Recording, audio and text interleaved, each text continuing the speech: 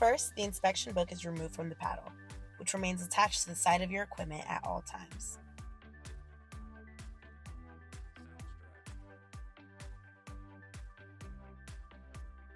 The checklist then guides the operator through the inspection, making it easy to identify and record equipment defects while capturing the operator's name, date, and time.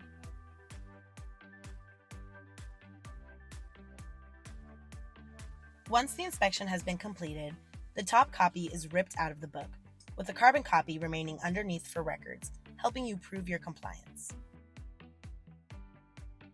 The safety status on the reverse of the slip is filled out with the operator's name, date, and time.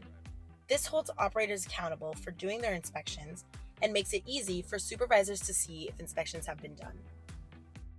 The slip is then folded in half to display the safety status of the equipment, with a green pass slip indicating that the equipment is safe and ready to use, and a red failed slip indicating that the equipment is in need of maintenance.